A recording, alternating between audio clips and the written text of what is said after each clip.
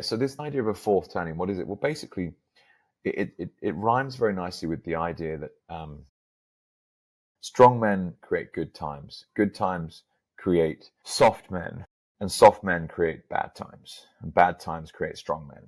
And so I may have slightly butchered that quote, but it's this idea that we go in cycles.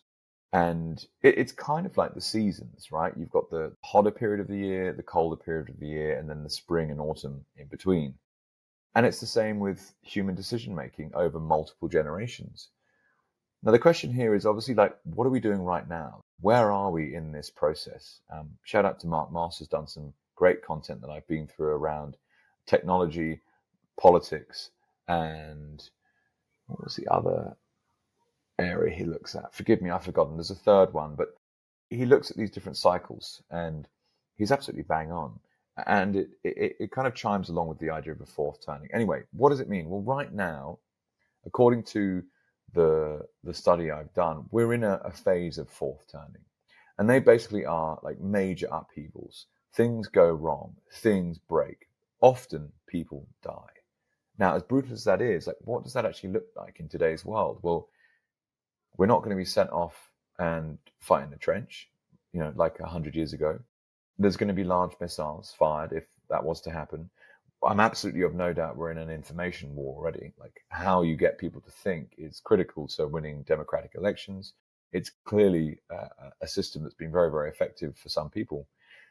And so this is just quite a helpful framework to think about risk. What is risky? And the average financial advisor, and this is particularly from an investment perspective, we're like, okay, well, here's what we're going to do.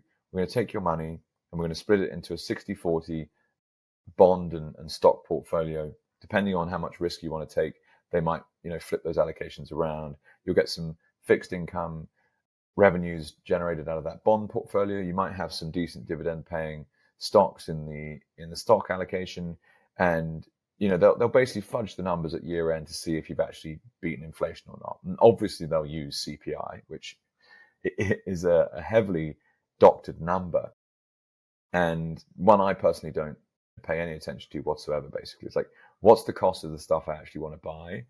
Beef, house, car, and what was it last year? Like, has it gone up? Yes or no? If it's gone up, what's it gone up by? And it can be as high as 20-25%. So the real inflation rate is absolutely, rampant. And in environments like this, you look at debt to GDP ratios of some of these like leading nation states. The US is the easy one to kind of have a crack at, but there's a ton of others. And it's like, they're completely bankrupt. And if they don't print more money, then the cost of their interest burden alone will wipe them out. And a bunch of them have already reached points of no return, in my opinion. Historically, if you hit roughly 120, 130% debt to GDP, you ain't coming back. Simple as that. And so what does that mean? It's like, well, actually, maybe we're living through a period of time now which is extremely high risk. And so when they say, let's put some money in bonds, let's put some money in the stock market, well, how do you actually own that stuff? Well, you have some kind of money manager. You might get a physical piece of paper that has a share certificate. You might have a digital portal somewhere which you can log into and see how these assets are held. But like, what if a government goes bankrupt? Like the bond allocation, if it was a UK gilt or a Bund from Germany, or the Eurozone itself, or a US Treasury, any one of these places, what if those governments actually fail? Well, you've got proper counterparty risk, and you dig a little deeper into those bond issuances, and you can see quite clearly that often there's just no demand. And where's it going? It's going to the central bank. So again, they're kind of fudging the system, they're fudging the numbers, which is kind of scary, to be honest. And then on the flip side, you have this thing called Bitcoin, which, as you know, I talk about a lot, but its performance the last 10 years has been absolutely extraordinary. But that does not mean it's definitely going to carry on, right? This idea that past performance is not indicative of future performance. So you've got to be really, really careful of that. Absolutely no doubt about it.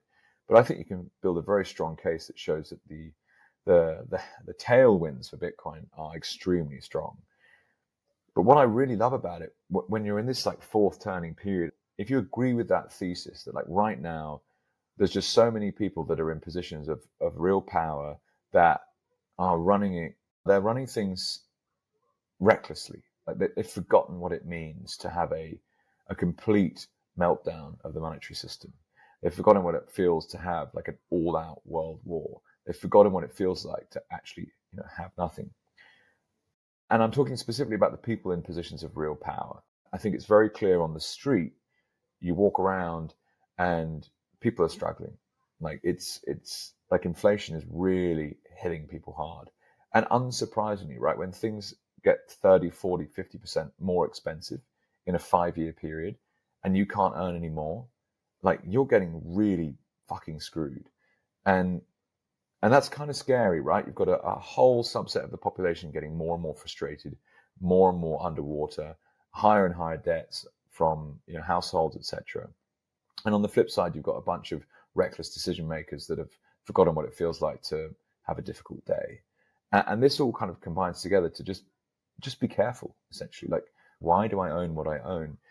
Even things like, let's say I saw today a report, BHP Billiton, a mining company with hard assets, had actually performed pretty well as an equity over the last 5 years.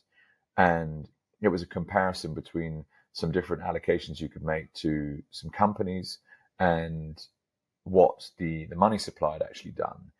And it had done okay. It hadn't completely outpaced inflation, but like its returns were just about all right. But let's say you did have a portfolio that was able to match the real inflation rate. Have you actually considered the custody of it? And if you have to call up a financial advisor who then has to call up a fund manager, who then has to think about how they actually own that thing, and it can take a number of days to liquidate a position, do you really own that thing? No. You have a piece of paper that says you have a claim on it. Now, yes, it might be the case that the issuance of stock in a company is very cleverly and very importantly, managed by a legal system that makes sure that you don't sell the same shares twice. Like that's an absolute given, right? You want to make sure that you're working with people that are high integrity, that they're running their equity investing from a very regulated perspective. But do you truly take custody of that equity? No. Do you truly take custody of that bond? No.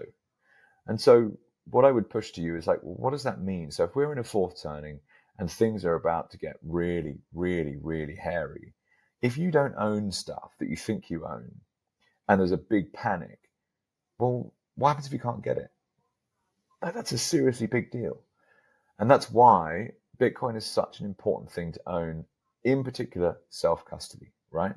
And if you haven't figured out what that is yet, you need to start learning, because to me, it's like it's a superpower, right? You're able to put value into this digital asset that sits somewhere that is very, very safe, depending on how you custody it, whether you just keep the seed phrase in your head, whether you have a globally dispersed multi-sig setup with an inheritance plan.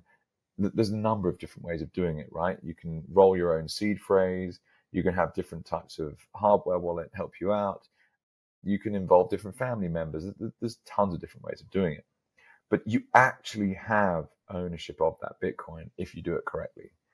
And that, I think, is something that people really miss. So, okay, fine. There might be a more traditional asset that is able to maybe keep up with Bitcoin. Okay, well, on paper, that's a good thing. But when it comes to the actual ownership of it, what does that mean? I'm in the process of reading The Big Print, Larry Lepard's book. Larry, shout out to you. I've learned so much from you over the years. But one story he tells that resonates so strongly is, as a fund manager, he shorted the financial stocks in 2008, and Freddie and Fannie Mae, other parts of the real estate industry, because it was clear to him that they were completely fucked.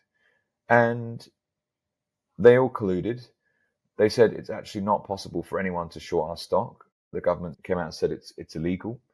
And instead of being 50% ahead for the year, he ended up 6% down. He had to unwind those positions. You just think, oh, wow. A brilliant actual example of how when the game is rigged and controlled by other people, they will use that card when necessary. Now, was 2008 the beginning of this fourth turning period? Will 2030-ish roughly be the end of it? Maybe. Right now, 2025, like what's going to happen? Someone going to fire a nuke? Is there going to be a huge bit of stimulus that gets announced? I don't know. But what's important is just to sit down and go, okay, what's going on here? Have the people, have we fallen asleep at the wheel here? Have things got completely out of hand and we just haven't quite realized? To make another strange analogy, but I spend every day with my kids, and therefore I just don't see how fast they're growing.